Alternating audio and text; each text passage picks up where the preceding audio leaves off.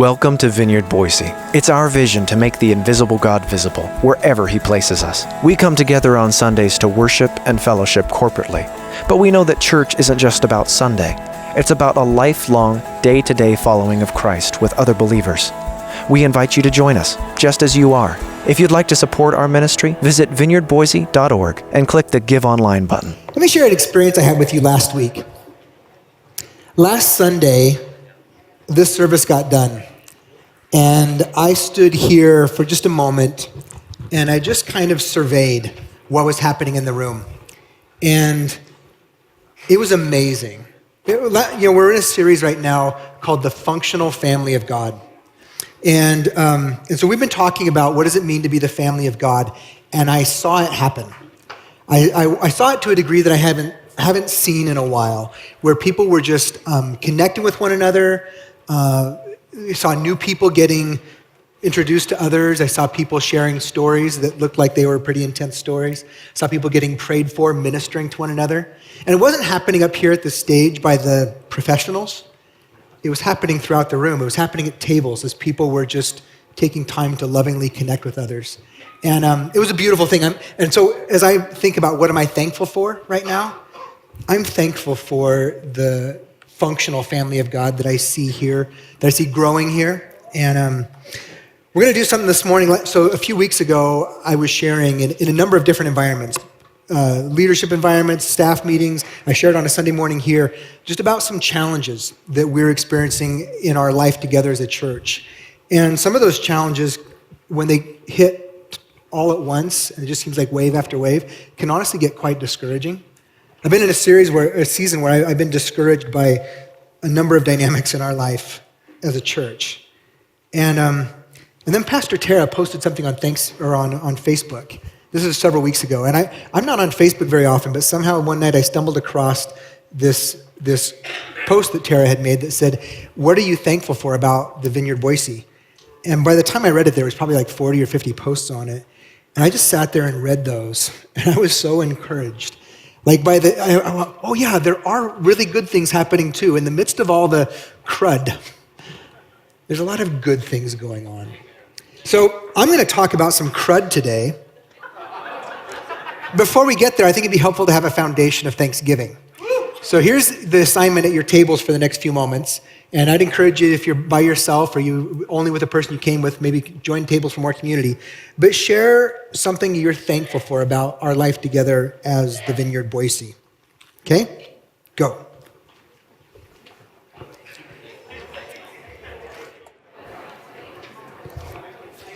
Okay, 20 more seconds. Not too much Thanksgiving.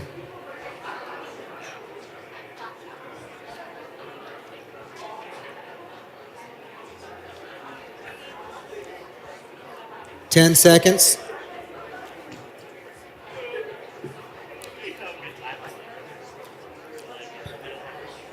All right.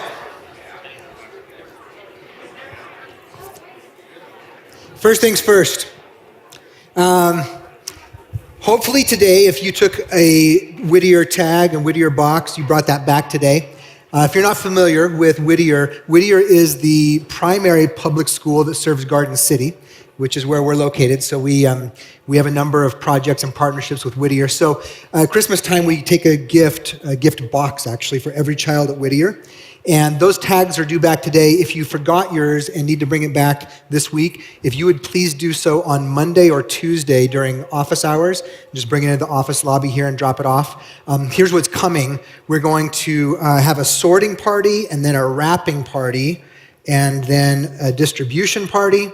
It's all parties, right? And then these kids are going to savor their gifts. So sorting party, that means we go through the boxes and we honor the integrity of the box because we ask you to pray through what to put in the box. We honor the integrity of that, but we also want to make sure everyone's complete, that no child gets cheated out of toothpaste, for example.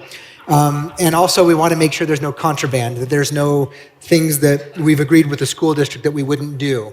Okay, so we'll do that and then we'll wrap them. And then we'll take them. And so I brought 3 thank you cards this morning from past years, just to kind of, they encapsulate these last few movements. So here's one. This is from Luis. He says, "Thank you, Vineyard. I appreciate my present with your generosity. We give you all the thank yous. We give you all the thank yous, all the feels. Hope you guys do it again next year. Why are we doing it this year? And kindness, wrapping 500 presents, that's hard work. We appreciate your generosity. That's Luis. So here's a picture of the wrapping. It is hard work, and we try and do it well. So there's when, this is a couple years ago when we had it all staged and we were getting ready to move it out. It's actually a little more than 500. I think it's closer to 600 at this point. Here's the next one. This is about the delivery. Vineyard Church, thank you for the presents, but I'm saving it till Christmas. My mom said we will open it on Christmas Eve. That's Tristan. That's pretty sweet. That takes self-control to get a present and not unwrap it at school when all your friends are unwrapping theirs. But it's pretty consistent that we'll get a few letters for kids. Sometimes it's because they recognize that they're not going to have any gifts on Christmas if they don't save this one. And so that's pretty sweet. And then this is one of my favorites. I shared this one a few years ago, but I still like it. So Dear Vineyard congregation, thank you so much for the gift. Thank you so much for the gift, exclamation point. It made me really happy. I really liked the whoopee cushion I got. I put it on my grandma's chair at dinner. I put it on the couch when my mom sat on it. I had a lot of fun with the gifts. That's thanks to you. It made me feel happy and good that people care about the kids at Whittier. The whoopee cushion was hilarious and fun to use. Thank you so much, Makio. So that's what's happening over the next few days. If you want to help with that stuff, Rana Freeman is heading up this project for us and coordinating it. And, this is just about us creating an experience of God's undeserved favor. That's when people experience grace that is not earned out of a relationship or out of something they've done, then they experience grace, and that creates a capacity for the gospel, regardless of their faith background of their family. And so we're just sowing seeds of the gospel throughout the city of Garden City because we want to see this city transformed as a place where God's kingdom is advancing in lives. And so thank you for all your help with that. Today, for our message, we're actually in a series called The Functional Family of God, which initially it was just the series was The Family of God, and then we realized we should set the bar a little bit higher because not all family is something we want to emulate, right? There's expressions of family that are not always healthy. And so we want to move towards being the functional, the healthy family of God. Today we're specifically talking about the family that moves toward the mess. Okay, the family that moves toward the mess. Last week we talked about the family of God that leans in. That's when we kicked off this series. And on last week in that first message of this series, I laid a theological foundation for why we believe we're called to be a family. This is a metaphor that we haven't really explored. We've spent more time in the metaphor of the church as a body. And yet we also see the metaphor of the church as a family. It's actually throughout the pages of Scripture that's, in some ways, it's actually more pervasive than body. And so I laid that foundation, and I also shared some news that I'm not going to recap today. So if you weren't here last Sunday and you didn't see that message online, I'd encourage you to go watch it. You can find it on our website. Probably the easiest thing to do is to get it from our Vineyard Boise app. It's very accessible there. Or you can find it on our Facebook page. But I'd encourage you to do that because we're not going to spend a whole lot of time in Scripture over the next few weeks. We're actually, what we did that first week, we're applying for the next 3 weeks. So a lot of application to what does it mean to be the family of God. And so I'd also encourage you to be engaging in your devotions, the daily devotions that Pastor Mike writes for us. He'll keep you rooted in the Word over the next 3 weeks as we spend time fleshing this out. So let me recap a few things that are important. I'm going to say these every week for the next few weeks because communication is a challenge at an organization like ours. And people tend to hear bits and pieces, but not the whole thing.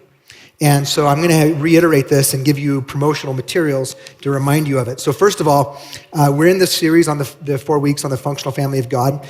That series will bring us to Sunday, December 22nd, that's kind of our Christmas Sunday. It's a few days before Christmas, but that's the day where we're going to really make Christmas happen here. And so what that looks like is we're going to meet as one family together that morning at 10 a.m. Okay, the next few weeks, we're still 9 and 11, but on the 22nd, we're going to ask you to meet in the middle. So 9 o'clock has to come early. You guys have to, 9 o'clock has to come late. You guys have to come early, and there's an invitation for you to meet both in the middle. Okay? So there's an invite card for this so that you can take this home and you can remember when that begins. I've had people asking me throughout the morning, is this the morning when we're only meeting as one service at 10? I'm like, well, no. It starts the 22nd, okay? So Sunday the 22nd, there's a material there. And here's what's going to happen. We got that card for you. We are going to rearrange the sanctuary that morning. When you come in that morning, it will not be set up in this format, in this model. It will be set up completely in rows on December 22nd. That's what, on Christmas is a busier holiday. Tends to be that everybody shows up for Christmas, and plus some visitors and family. So we're going to take out all the tables for that Sunday and just be in rows. But that way we can all be together for one service. And when that service is over, we're going to go out to the chapel and then to Heritage Hall and eat together. We're going to have basically like a Christmas reception. So we're asking you to bring food. We're asking you to bring like finger food. Okay, something you can drop off on the way into church, and then we can put it in the chapel and stage it. So like savory stuff and sweet stuff, whatever you want to bring. But we're just going to have a big Christmas reception, and we're just going to hang out together because that's what families do. And we want to leverage that. We want to lean into it. So on that morning, we're going to have a part of the morning will be a kids program. That'll be part of what we do. So that's like old school Christmas service with kids in bathrobes to be shepherds and little sheep costumes, and it'll be a lot of fun. And we'll do that together. So then on Christmas Eve, which is 2 days later on the 24th, on Tuesday, we'll have 2 candlelight Christmas Eve services out in Heritage Hall. So Heritage Hall is our big family room, and when we do Vineyard traditional, which is a little bit different than other traditional, but when we do Vineyard traditional on Christmas Eve, we do a candlelight communion service. We do a lot of worship carols. It's a very reverent time. It's not a long service. They'll be about 40 to 45 minutes long. But as we move into the Christmas, couple days, we really want to spend some time worshiping Jesus and responding to him with communion. And so we'll do that together that night at both 5:30 and 7. So, and then what does it look like moving out of Christmas into the final week in December and then January? We'll begin 2020 with a series through the book of Nehemiah that will take us up to Easter. That'll be 13 weeks long. And the theme of that is going to be renewing, rebuilding, and replanting the family of God. If you're not familiar with the story of Nehemiah, it comes from the Hebrew Scriptures, the Old Testament. It's a story when the people of God were moving back into the land of Israel after being away for a while, and they were needing to replant, rebuild, renew the city. And I think it's an opportunity for us to do some renewing and some rebuilding and some clarity. So we're asking God during that 13 weeks to give us real clarity about the season of life we're in. As a church, we've undergone a lot of upheaval, and we're continuing to just kind of navigate that. And I think that 13 weeks is a chance for God to give us clarity and direction, and for us to do that together. So we don't have a script for that in advance of saying, here's what's going to happen. We just know we're going to open ourselves to allow God to speak to us during that time. But because it's this Family of God series, we're going to keep it as one service at 10 o'clock during the duration of that series. And so once we do that, after Christmas, we're going to rearrange this room with a combination. It'll be like a hybrid of both rows and tables together. So if you're somebody who just loves tables, there's still going to be tables for you. And if you're somebody who loves rows and misses rows, then there's going to be rows for you. What we would ask is that regardless of which one you sit in, that you reach out to other people. The whole purpose of this model was to create a defined place where people could intentionally connect with other people. And we see people using that. When people utilize that, it is much more powerful model than rows. But when people choose to not use that, it's more isolating than rows. Okay, if people come in and there's people sitting at another table and there's an empty table and people choose to sit at the empty table and then stay there, then that tends to isolate us more than unite us. So there's both opportunities. The challenge is let's just choose love. Let's choose to move out towards one another. So that's going to be the coming series. And then what happens after that, we don't know yet. That's the commitment for the next several weeks. But next Sunday and the Sunday after, 9 o'clock and 11 o'clock, on the 22nd, 10 o'clock. 10 o'clock, yes. Okay. So here's the thing. So I said this last week. Essentially, this series is like an extended family meeting. You know, if you have a family meeting, do you like, some people cringe at family meetings. Usually the children cringe at family meetings and the parents feel like they're necessary, right? That's pretty typical. But every now and then you have to call a family meeting. You have to come together and say, look, there's some new things that are in front of us that we need to talk about. There's some new opportunities, and we need to discuss, do we want to do this? Or maybe there's a crisis, and we're like, hey, here's something that's happening, and it's going to require all of us to lean in together. It's going to require some change out of all of us. Sometimes family meetings are about just identifying things that have developed in the family over time. And it's like, you know what, this has grown to a critical point. We've drifted into something that we need to address. And so let's talk about this. So that's where we're at. So today we're actually going to talk about some of the crisis type stuff, the messy stuff about our life as a family. And we're not going to spend all of our time here because then in next week we're going to talk about the family that celebrates the wins. So you're going to want to come back next week to be encouraged. Because there's lots of things here, lots of wins that we want to embrace. But today we need to talk about the mess a little bit. And then in our final week in the series, we're going to talk about the family of God that leans out. Because the idea is not that we're just wanting to be introspective, like an internally focused group of people. We want to be inwardly healthy so that we can be outwardly focused. And we want to kind of move in that rhythm of both things. So in our week 4, we'll talk about the family that leans out. So let's start by defining the phrase. What does it mean that we move towards the mess? Every family has its own family culture, and a lot of times that culture is captured in little catchphrases that are meaningful to the family. Do you have something like that? Do you have little things that are like they're almost like an inside joke that within your family you know that, but maybe an outsider to the family wouldn't know it? In our family, we have a way of signing off when we text one another that actually came from one of our favorite books when our daughters were young. And that became a way that we sign off together that nobody else would understand. It's a little acronym. We have other jokes in our family that originated from great places like The Office and Saturday Night Live and an old Adam Sandler movie, Jack Nicholson. So we got these inside jokes, and so as a church family and as a staff family, we have language. We talk about moving towards the mess. Here's what it means. It came from a podcast that we listened to by Andy Stanley several years ago, in which he introduced this language of moving towards the mess. Sometimes we use it, and here's why. It's a succinct but powerful reminder to us that most often the very things that we aspire to, the things that we aspire to as a church and as a leadership team, discipleship, personal transformation, community transformation, authentic and loving relationships, oftentimes those are only created when we wade into messy things that would actually be easier to avoid. Okay? Here's the thing, there's lots of things that are easier to avoid, and sometimes things come up, and there's this cringe factor of going, oh, if we go there, that's going to get messy because of A, B, and C, right?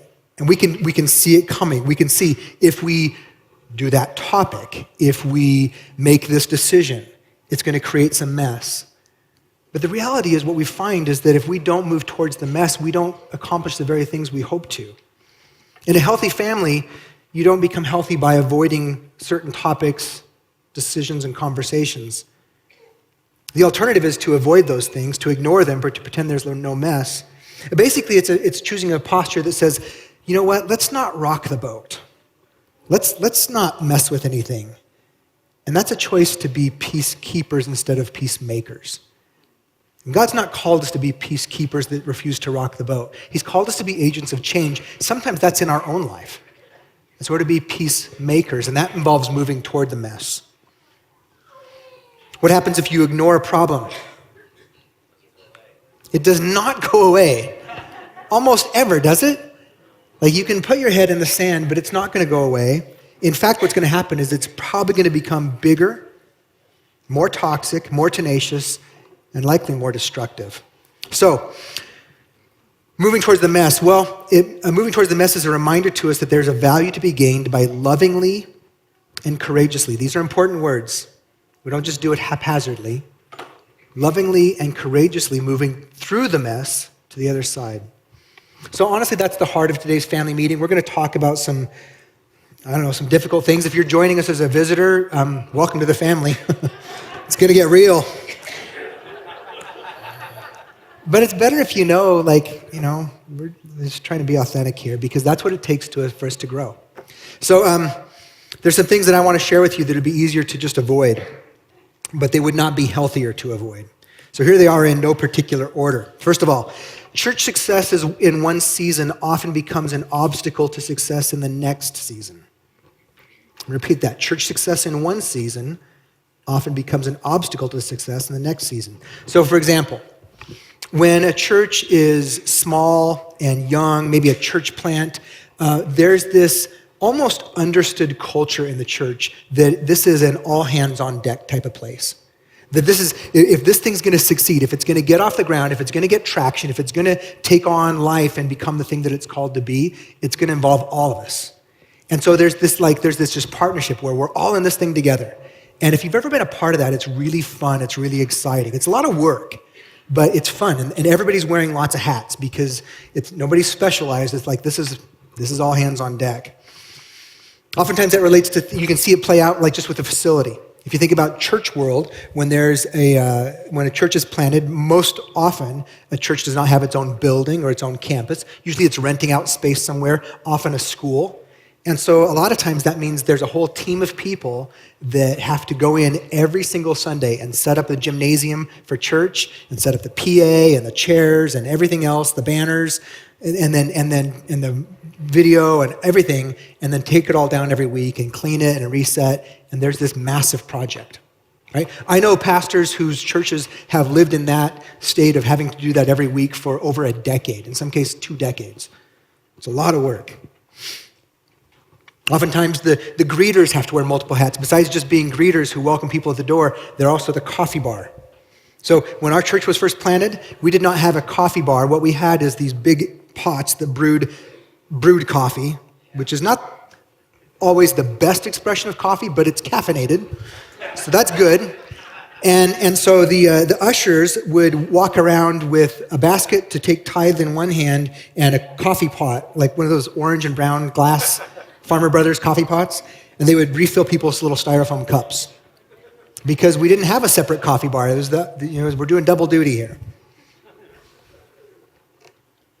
But as the church grows, it increasingly relies on specialists and paid staff to oversee and to lead ministries because the volume of work grows to where it requires it. And so as the church maybe gets its own building and has a campus and begins to add more ministry than just Sunday morning and there's things happening, pretty soon you can't rely on volunteers because there's so much stuff that has to happen that you really need people that are going to be there pretty regularly that you can count on. In our church, once we had a facility, we created a coffee bar because we wanted better coffee for one thing. But then pretty soon you've got espresso machines and you need baristas and you need trained people. And then you got to have, it just gets more complicated, right? What happens is it's easier for somebody who hasn't been a part of a church when it's a church plant and they come in at a more mature point when the church is developed, people can walk in and think like, wow, this place has really got it together. They don't need me. They've got everything. And so what happens is the church success actually leads to people not feeling like they need to volunteer. I just read I reread a paper I'd read years ago by a pastor named Tim Keller on church dynamics. And he talks about what's called size culture. And he talks about just at different sizes of churches, there's different cultures that happen. Some things that are very positive, some things that are difficult. He said the difficulty is as a church grows, pretty soon it kind of tends to work against itself because there's a sense in which there's professionals doing everything and there's volunteers aren't needed anymore. And people can just be more observers or passive. Now that's a shift from that initial culture. Then it becomes more difficult to recruit new volunteers because the size culture doesn't create awareness of an ongoing need. Meanwhile, when a church experiences a convergence of, here's a few factors: time, success, vision, opportunity, good leadership. When this happens over years, the church can become increasingly complex with very specialized programs and outreaches. So I joined this church when it was 8 months old. This is back in 1989. We were planted in 89. We were a church of about 50 people. The predominant thing we had as a church is we met on Sundays and had a great time of worship and teaching. And then we had stuff that was happening throughout the church. But in the initial days, it was very streamlined. And over time, over the last 30 years, things got added. I would call it organizational sprawl. Over 30 years, we have what could be called organizational sprawl with many specialist ministries that we never dreamed of as a young church plant. There's things that we wanted to do, impact we wanted to make, but there's some things on this list I'm about to read to you that we never imagined back then.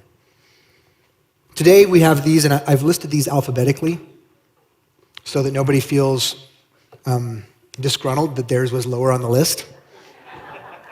And this is not comprehensive. I have not listed everything that happens here, but I've tried to list a lot of them, so yours may fall under one of these categories. We have affinity circles. Twice a year, we have what we call Circle Sunday, where people can gather and find people that have similar life phase, similar affinities, hobbies, interests, stuff you want to learn, grow in. We have an art ministry. Art ministry includes weekly open studio and every few months a new gallery that has to be taken down and reset and hung, and there's a lot of things that happen with that. We have weekly Bible studies. We have a bookstore. We have our own bookstore. We have a Celebrate Recovery ministry. That happens throughout the week and also on Friday nights. Friday nights when Celebrate Recovery is here, it pretty much takes over the campus, and that is a beautiful thing. And so many lives and so many families have been transformed through that ministry. We have a clothing closet that's out at our benevolence warehouse. We have our own coffee bar with multiple espresso machines and baristas.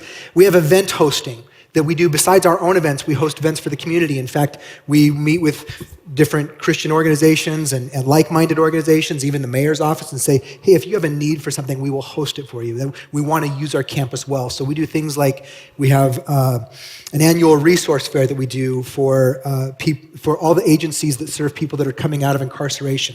And we gather all those agencies together so that we can collaborate. And we do that once a year. We have a community Christmas market that we host. We have family camp. We have youth camps. We have a ministry called Feeding God's Children that every single Sunday goes out to, you can clap for that one, for 2 decades has gone after Sunday to the park, to Julie Davis Park to feed people that are unemployed, underemployed, homeless in some cases. And we just feed people and build relationship. We feed them with physical food so that we can also have a doorway to maybe minister to their spiritual needs as well. We have financial assistance program for not just people inside the church, but many people outside the church. We have a food pantry. I don't know, I didn't get yesterday's numbers, but last Saturday, we're open 2 days a week, Wednesdays and Saturdays. Last Saturday, we fed 80 households. That's not people, that's households. Getting a whole cart full of groceries, and not just feeding them with groceries, but also offering prayer to every one of those people. And so we've got the whole team that does intake and then building boxes and praying for people. It's a big organization. We have foster care partnerships with foster care both locally and globally. We have freezer meal ministry. We have a lady who has overseen this, Margie, for over a decade, where we have freezer meals that are in our staff kitchen that we can give out to people when they're in crisis. Something happens, there's a hospitalization or maybe a death in the family, and we can immediately hand somebody some frozen meals and say, bake these as you need them. We have a fruit orchard. We host funerals and weddings. This week, I pastored a funeral for a 5-month-old in here, and we had 500 people in this room on Monday afternoon to come together and support this family who was walking through this amazing loss. We had over 100 police officers here. This was the safest place in the city of Boise for a couple hours. We host funerals and weddings. We have a Garden City ministry that throws movie parties for the whole city. We have an ice cream truck that goes out to invite people to the movie parties. The ice cream truck also goes to Garden City Days and to Garden City Trunk or Treat, and just going out to demonstrate God's love in practical ways. We have a hospitality team that does greeting and welcomes newcomers and puts on our 101. We have international and local missions partnerships. We have partnerships with foster care, anti-human trafficking, with orphan care, with church planning. We have church planning going on in Myanmar. We have living room conversations, which is a monthly meeting in the chapel to talk about difficult topics. We have media teams. We have a medical clinic. We have ministry teams. Ministry teams include soaking prayer, mobile prayer, Sunday prayer, pantry prayer. We have missions trips, youth trips, family trips, church planting trips, disaster relief trips. We have multiple churches within the church. We have a children's church, a youth church, a Korean church, which is Burmese church. We have a Swahili African church. We have an organic garden. We have some retired old men who eat out. We have some single old ladies who gather. We have topical classes. We have Vineyard Institute for raising leaders. We have worship teams. And we've got 23 acres and 4 buildings on those 23 acres to take care of and to maintain. And every single one of those things, and again, that's not comprehensive, every single one of those things is a way that we make the invisible God visible. It's a way that we minister to people, that we are serving the church and we are serving the city. And every single one of those things requires resources. It's financial resources. It requires facility. It requires space. It requires communication about what's happening and how people can participate. And they all require volunteers' bodies to make them happen. So what happens if there's a disruption in the pipeline of volunteers and resources needed for each area to thrive? Again, when we started, we didn't start with all of those things. We started pretty streamlined, but over time, all these things grew. And every one of those is an expression of us being the church. But what happens if there's not enough people or resources? Well, people in every one of those areas can begin to feel devalued and invisible, can begin to feel like they're the only ones who see the importance of their area, and that no one else cares to help or participate. If you're involved in one of those areas, there's a good chance that you've felt that at one point, or maybe at least asked it. Does anybody care about this? Does anybody see the importance of this thing we're doing? Where is everybody? I mean, where is the church? Meanwhile, the people in the other areas feel spread too thin themselves to come and help, or sometimes we feel that it's not our responsibility. We hear the call and we say, yeah, there's a need for this, but that's not me because I'm a hand. Over time, if left unchecked and unchanged, if this is allowed to take root and foster inside of us, it can lead to frustration, to bitterness, to isolation, and eventually to disengagement. And if that disengagement leads to disconnecting not just from the ministry but from the church body, then what happens is the problem is compounded for those who continue to try and do that work, because now there's less volunteers to do it with and there's less resources to do it with. People leave the church, they take with them their financial support, their tithes, their offerings. And so now we have a team, maybe there was a team of 5 that was doing something really important, and then 2 of them leave, and now there's 3 that are still trying to do the same amount of work, and now there's less budget coming in to do it with. You see what happens? And what I'm trying to describe is dynamics that you may have experienced. I'm trying to give you language and understanding for what you may have experienced. Because we've been experiencing this in many areas. In some ways, we've been victims of our own success because we have all these amazing things that we get to be a part of. But how do we move through that mess? If we find ourselves in this situation, if we find ourselves with too many ministries to sustain well, and people feeling like I'm doing all this and nobody's helping, how do we move through the mess? Well, first of all, we must identify and learn from the other major factors contributing to the mess. In other words, our shrinking pool of people and resources are not only because of ministry sprawl and burnout. There's other factors that have contributed to that. In some cases, it's because people have, there's natural attrition that happens. People move away, new season of life, people move away. But we've also had people leave over negative circumstances.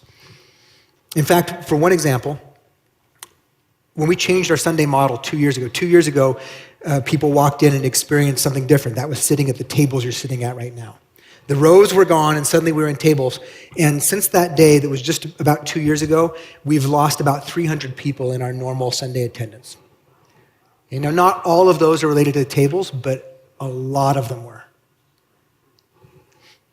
I don't regret the model. I actually still believe that the model that we're in right now, it has amazing potential. I think it has great potential for the moment we live in. I think it's relevant for what's happening in our culture and for the need in our culture. And we consistently hear positive feedback from people who utilize it for what it can be. But as much as it can be a place of connecting, it can also be a place of isolation. I don't regret it, but I will say this. I underestimated the church's appetite for change. As a church team, we saw so clearly this was going to be an amazing model. We were so excited about it.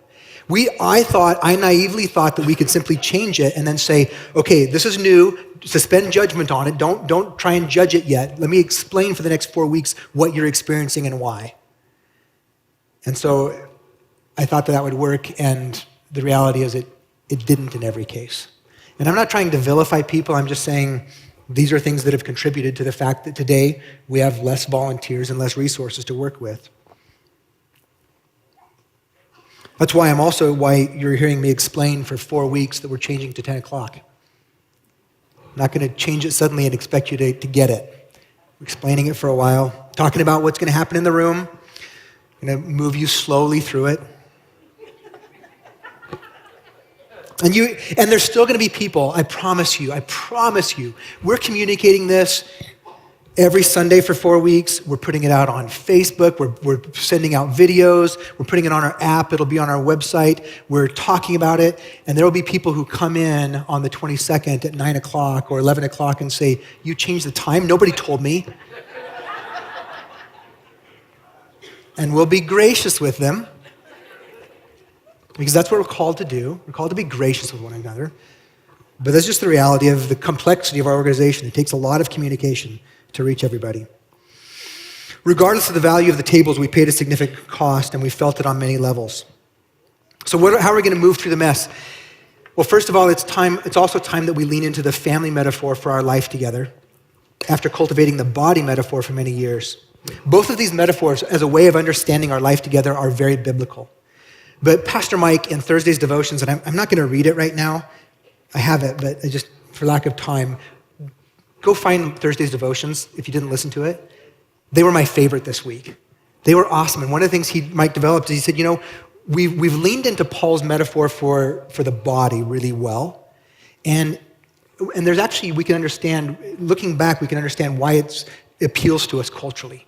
Because the metaphor of the body says, well, I'm a hand, and you're an eye, and you're an ear, and she's an elbow. And that allows each one of us to feel like our own special snowflake, right? In a radically individualistic society where we're all unique, you're a special snowflake. And the beauty of that is we can specialize, and we can do all the things we've done. But what happens is then if something comes up that's not your area, people's like, well, I don't have to do that because I'm a hand. Hands don't do that. Mike said in the devotions, he said something to the effect of, in a healthy family, anybody can wash the dishes. Anybody can take the garbage out. It doesn't take special skill.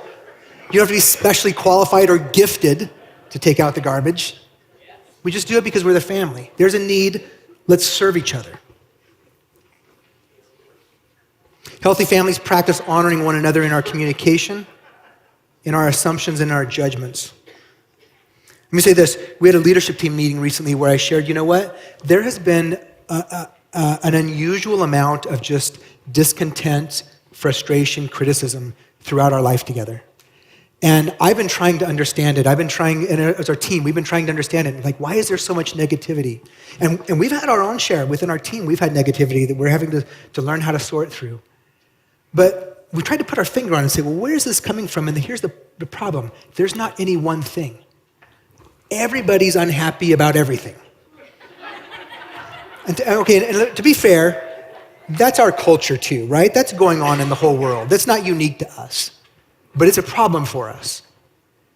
And the problem is there's not one thing to address. The very thing that makes one person happy is the thing that repels somebody else, and vice versa. And so it's not like there's one thing that we can fix and then we're all going to be happy. What it means is we have to work towards honoring one another in our communication, our assumptions, and our judgment. Instead of creating stories, we need to believe the best in one another. That's language that's part of our staff kind of catchphrases. So we have this language called not creating stories and helping me understand. So it came from a message that we listened to from Brené Brown a few years ago. And Brené said, here's the thing that happens. She said, when there's something that we don't understand, here's a fact that we don't understand, we don't know why that happened, our minds tend to create a story around that thing to help us understand it, even if that's not true. And oftentimes the story we create around an isolated fact is a conspiracy theory, and it's negative. And the only way through that is to go to somebody else, and instead of creating our own story about what's happening, of judging what's happening inside of them, we go to them and say, can you help me understand why you did this? The story that she used, she talked about a time where she and her husband were having some conflict, and she didn't understand why he was distancing himself from her, and so she began to create a story, and he wants to divorce me, and there's another woman, and he doesn't find me sexy anymore, and she had all this storyline that was creating. And when he said, no, here's what's going on, he said, I'm having a panic attack, and it's all I can do to even stand here right now. Actually, he was swimming at the time. It had nothing to do with her. He was having all kinds of stuff going on inside, but she was interpreting it. That type of stuff happens everywhere. We create stories. We see something we don't like, and so we create a story around it, and we judge other people. We judge other things that are happening. I want to invite you to challenge your own negative storylines. If you see something happening around here, challenge. And if a negative storyline starts to emerge, because here's what I found. When I understand what's happening, even when something looks negative and I go, I don't know why they did that. That doesn't quite seem right. When I take time to try and understand where that person was coming from, where they made their decision from, where they were acting from, almost all the time, it came from a place that I can then understand. I may not always agree with it, but I can go, okay, I get that. You're not stupid or evil, which is where we tend to go. That person did that, they must be stupid or evil. And when you go to them and say, hey, why did you do that? They go, well, here's why. And they go, oh, okay, I get it. It's really simple. It involves 3 words. And I want you to repeat after me. Help, me, understand. Help me understand, right? If you see something you don't like around here, instead of just assuming the worst, can we have grace for each other? Can we be kind to each other and go and ask? Ask somebody who knows, say, hey, why is this happening? Why did this decision get made? Why did this person do this? Where's this person? Help me understand. I had a friend say this week. He gave me this quote. Healthy conflict resolution attacks the problem, not the person. And when we make assumptions, we just end up attacking the person. And then we divide, and the family of God gets unhealthier and more funky. Let's build a culture of honor and trust. Moving through the mess. What else? These two last points. We're asking everyone to contribute to the family budget. Okay, let me talk money for a minute. We don't talk money all the time. But here's the challenge. As you can imagine, with 300 people leaving in the last 2 years, along with that, our income has gone down as a church. And our finance council and Pastor Michael specifically have been incredibly diligent in learning how to do more with less. They've had to learn how to manage a shrinking income and still keep us in budget. And so they've done all they can to cut expenses. We come to the end of this year and we're beginning to plan for next year's budget. And that's a challenge because we have to project we're guessing what people are going to give in the coming year. Okay, so that's not about, we're going to sell this many units. We're just guessing how generous people are going to be. That's unpredictable. And they actually do a really good job at it, but it's getting harder because we're having to cut stuff increasingly. And I'm just going to tell you, there's nothing left to cut unless we start cutting people. And in a season where we're moving into let's be healthier as a family, it feels wrong to say, let's cut off people. We've chosen to not replace people when they've left with just natural attrition. We've switched full-time jobs to part-time jobs, but there's honestly nothing left to cut. And so the problem isn't just an income problem, or is not just an expense problem, it's an income problem. And so if you're giving here faithfully, if you're giving here regularly, participating financially, if you can give more, great. We could use more. But if you're not participating, I'm just asking you, if this is your church family, we're asking you to do something, to regularly participate here. I'll tell you, I'm not asking you to do something that we don't do. My immediate family, we're involved here financially. Our commitment is that we tithe 10% of our income to the church.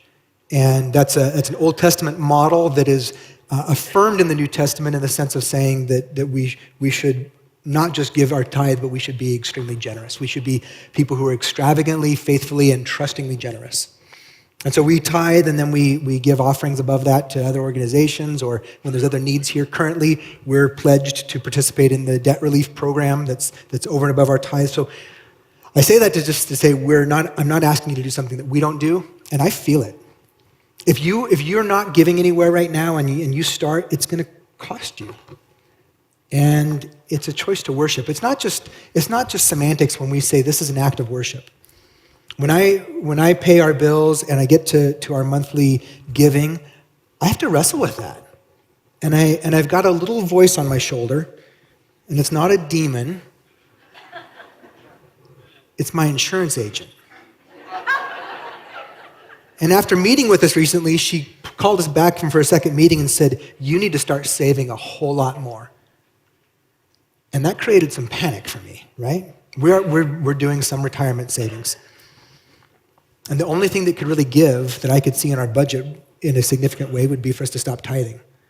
And Andrea talked about that as we drove away from our office and said, you know what? This is a faith issue. This is the economy we live in. We choose to put our trust in God, not in our ability to squirrel away money. And so it's a choice, right? So if giving isn't part of your regular life and you start doing that as a disciple, I would start with what you can and maybe work up more and more. But it is a choice to trust, and it's a chance to worship. And so I do. When I do that, I pray and I say, God, I choose again this month to put our trust in you. Would you provide for our material needs? We're going to seek first your kingdom and trust you to meet our needs. And he has never once let us down. Oftentimes we don't know where it's going to come from, how it's going to come, and God has never failed us. We always have what we need, and we have the ability to be generous, and we've gotten to do things that we could have never afforded to do, which is why I'm not panicked about our future. All right. Lastly, one last thing. Clap with your wallets, please. No, I'll say this. Normally, this time of year, we do a Christmas offering that we give away to some other cause. Sometimes it's local, sometimes it's global. This year, we made a decision not to do that because the timing for our debt relief campaign came so close to the end of the year. We said, we can't do that and the Whittier project and a Christmas project and keep just piling on those things on people. So we're not going to do those things, or we're not going to do an extra offering, but we also know that there are people who wait till the end of year to do end of year giving for tax purposes. And so if you have income that you've been waiting to do that with, we could use it in the general fund, obviously. But the other thing that we're hoping for is, in a moment of clarity, we know that God put us in Garden City for Garden City, and we want to invest more into what it looks like to see the city transformed. And so we need basically some seed money to start some new initiatives next year besides like the Whittier project. We want to sustain things like that, but we have some new initiatives that we'd like to be able to roll out. So you could either give towards a general offering or you could give towards Garden City, and either one would be appreciated. Let me put a few of those things together. I talked about honoring and saying, help me understand, and then at the same time talked about giving. Let me connect those two things together. We have what would be called currently an optics problem right now. Here's the optics problem. We're doing this remodel on Heritage Hall, and I'm telling you we need finances. I have communicated this, but it doesn't always reach people. We have partnered with another church that we're hosting right now. So River House Church meets on our campus. It's a kingdom partnership that's more about, it's not just a renter, tenant facility or tenant type relationship. It's a kingdom partnership. We love this church. In fact, they're partnering with us in the Whittier project as part of it. But they also are providing income. They're renting our facility from us. And so we had to decide, what do we do with the facility rental money? And we're deciding to invest it back into the facility. And so the Heritage Hall repair and remodel, which is it's both, that's being sustained by our rental income. What we can't do with that rental income is use it to hire people and pay for salaries, because it's not going to be renewable. We don't know how long they're here. Our commitment is for 12 months, but they're looking for their own building. So we can't use that. We can't budget on people's jobs coming from that, because it's going to dry up. So we said, let's invest the facility rental income into the facility. But when people see that happening and they see the disconnect, and I agree, it's a disconnect. But people see that, if they don't say, please help me understand that, then you end up with people saying things like, oh, so there's my tithe income going to new ceiling fans, right? And, that type of negative storylines is not serving us well. If there's something you don't like, ask a question, please. One last thing. What are we going to do? We're going to reorder and clarify our first priorities immediately, and then spend this first series in 2020 seeking God's leading and for renewing and rebuilding the family of God. This happens in a family. Things drift, and at some point you go, you know what? There's some things here that have developed over time that we need to call out for what they are, and let's deal with them. We have too much going on for us to sustain in a healthy way and for us to do well with. We don't want to keep burning people out. We don't want anybody feeling like, I'm doing this thing and nobody's helping me. I'll tell you, our Feeding God's Children team is largely staffed by other churches and other organizations, that we don't have enough people to staff it ourselves. And it's not because people don't want to feed the poor. It's because people are involved in so many other things. So we're going to have to make some tough decisions during this series through Nehemiah. We're going to have to say, here's our priority. In their case, they had to say, first things first, let's build the wall. We're going to have to say first things first. And so our first thing is this: we need to invest into our children's ministry. When we go to this family service, this one service, family service for a period of time, clap with your schedules. First service didn't do this. They didn't clap. You guys are interesting. Honestly, one of the things we want to do, we want to combine services because there's strengths of both services that need to cross-pollinate. And I'm pretty excited about that. I'm excited about the life of us being together in one family. But first things first, Kenny and Amber, I introduced them last week. They are our new children's pastors. They're taking over from Chris and Kelly. They've been serving in children's ministry for a while, but they're coming on staff. And this, at the very time that they're coming on and they're getting to ramp up their own ministry and approach and all of that, we're switching things around in a way that's challenging because we're going to one service, and that means more rooms, more kids, less volunteers, because people aren't necessarily available the same amount of services, right? So we need help. And what we're asking is that you would consider this. Even if you've never served in children's ministry before, we don't want you to say, well, that's for the children's ministry people and I'm at hand. This is an all-hands-on-deck moment. Here's the thing, and I met with a church planning consultant that's part of our church recently. I had lunch with him last week, and I just told him the stuff that was going on. And he said, here's the thing, and this affirmed where we were going. He said, as it goes with the children's ministry, so it will go with the church. He said, you can be a lousy preacher and have a great children's ministry, and your church will grow. He said, and you can be a great preacher, and if your children's ministry is in the tanks, your church will be in the tanks. So part of us growing a healthy church is taking care of our own kids so that our kids are being not just taken care of, but discipled. We want a ministry that disciples our children, that helps them grow in their own faith, that helps them understand who their Heavenly Father is, that helps them respond to Him. And we want to do that so that we can reach more people, so that when people come in crisis and they drop their kids off for kids ministry, their kids get loved while they're in here getting loved. So we need 27 volunteers per Sunday. So what's going to take during this window of time, beginning the 22nd, going through at least through Easter, this is what Kenny and Amber have said. They're going to need 27 volunteers every Sunday. And that means in each classroom they'll have a teacher and an assistant teacher. There's responsibilities associated with that. But here's what she said. Amber typed this to me. She said, our hope and focus is that for the elementary grades has been and will continue to be for discipleship, for ministry, for equipping, not just for childcare. And so that requires people. That requires adults that are loving. Also, they need front counter, check-in, security, and substitutes. The volunteers are needed so if you're considering this, I'm asking you to consider it, even if you've not done it before, or maybe you did it in the past and you let yourself off the hook in the future.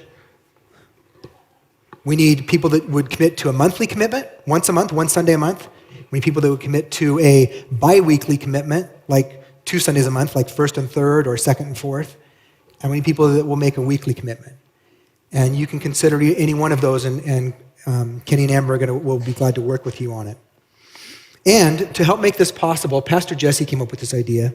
When we move to this 10 o'clock service, we're going to start providing a 9 o'clock time over here in one of the side rooms of worship and prayer and devotions. So it's not a full-scale service. It's something smaller, it's something more intimate, but it's a time where if somebody's serving for the entire morning in another ministry, they can come and still be spiritually nourished, and a place where we can prep what's going to happen in here through prayer and worship. That we're like sowing the seeds for what's going to happen in here that morning. So that's coming, and that's going to help make it possible for volunteers to be in that service. So what do? Here's Amber Wood's email. You can email her to sign up. You can go to the counter in Heritage Hall today, and this lovely person named Andrea Estes is going to be there, and she'll be taking names and handing out flyers. And then Kenny and Amber are going to have a brief meeting and orientation next Sunday, December 8th at 12:45, to just to begin organizing this. So if you sign up, they'll begin coordinating with you. There's an intake packet that people have to fill out. It's got to happen pretty quickly because we've got to do this over the next 3 weeks. But we want to, first things first, we've got to take care of the kids. Families do that, right? Families take care of the kids. So if you know you're not supposed to be in children's ministry for some reason, that's okay. But if you just don't think it's the right season or they're not your kids, we need aunts and uncles, we need cousins, we need older brothers and sisters, we need grandparents. We need to take care of our kids. I'll close with this, and we're pretty much out of time. We are out of time. But I shared with our leadership team a few weeks ago that our life together, what's happening in Heritage Hall, is a picture of our life together. There's something that we loved, that we had fond memories of, that had deep connection to, got changed. Our life together has got changed. It's got deconstructed and things got stripped down. And the deconstruction out there was more difficult than what we expected. The pillars, just taking out the pillars that just held up a little light pole, they were so tenacious. There was rebar that went deep into the ground. And so to take those out, it was painful and time-consuming. And we had to grind off the floor because there was damage, and we had to repair the floor, and it took a lot of grinding to expose what was beneath the surface. But then after a certain point, we began to rebuild the room. It got stripped down, and then it got rebuilt. We're coming to the end of a season of stripping down. Here's what I believe. This is faith. But I believe we're coming to an end of being stripped down, and it's time to begin rebuilding. That's what we're going to allow God to speak to us on in Nehemiah. And it's probably going to be slower than what we'd like. I know the Heritage Hall is moving slower than what I'd like. Every day, almost, I come out there and to look at what's happened. Is it done yet? Or are the new lights in yet? Or, is it... Because I want to see it finished. And the reality of our life together is it's never finished. It's going to stay in process, but there's things to be rebuilt here. So we're going to do it. We're going to do it together. We're going to reach more people that don't know Jesus. We're going to see our city transformed. And we're going to move into the future.